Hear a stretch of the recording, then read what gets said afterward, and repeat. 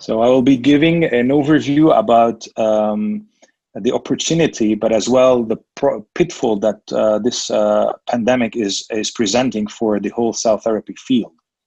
The cell therapy field before the pandemic is a thriving field in terms of market and perspective, and as well results and regulatory approval for some of the product that has been now being authorized for commercialization in different countries. So before the pandemic, the field was thriving, and this pandemic offered another level of opportunity, but as well pitfalls for not only cell therapy, but as well their product.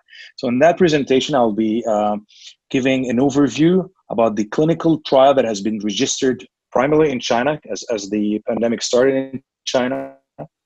And then in the world, and I'll be focusing on cell therapy and precisely the use of stem cells as a treatment for the COVID-19 patients.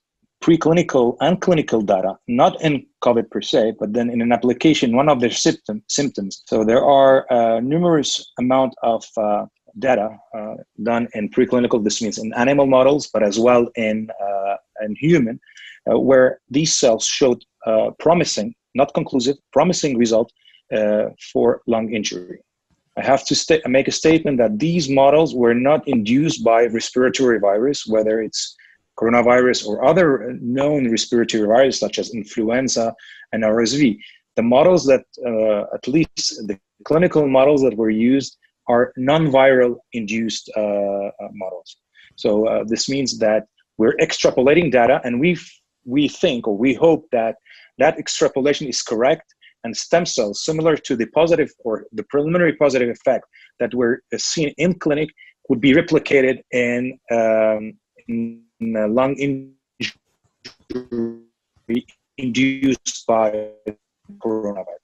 At the beginning of the pandemic, when it was only in China, there were 27 registered trials, all of them in China, using different product, whether it's mesenchymal stem cell or as well not mesenchymal stem cells, means other type of cells. It could be immune cells, for example, lymphocytes and natural killer cells.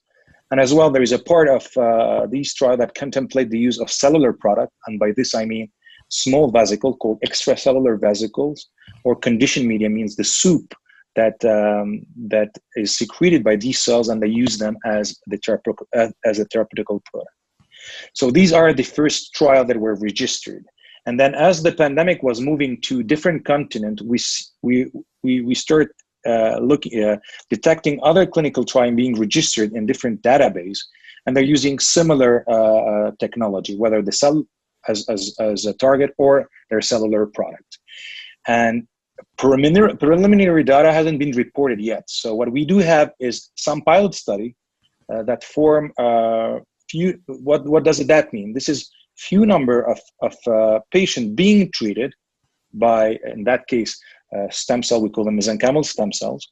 And then in that case, there have been reports showing there was no safety concern, and then a promising result. However, we should be very, very careful and not overhyping about this result or make false conclusion. Again, this is a small study. They don't have a control group, and then they don't have a statistic significance. So these results just give us a hint that this is a good idea, and we should continue further to get a result with statistical significance by comparing treated group with the cells versus control or placebo group. Once we get that, and once we get a sufficient number of patients treated, then we can start making a conclusion. Right now, we're making only assumption. So this is very important, because overhyping or jumping into quick conclusion in a time of a pandemic could be very dangerous. I understand there is a lot of interest in picking up results and quickly and rapidly communicate them not only to the scientific society, but as well to non-scientists. And by doing that, there is a danger of misinterpretation. And then we can fall into what we call the medical populism. This means unproven data being taken out of context and being explained or presented as it was a treatment. And from that, we move from an opportunity to opportunism, where we can have clinical claiming that there is a treatment and there is a cure, which in the case it's not. So this is the balance we have to work with.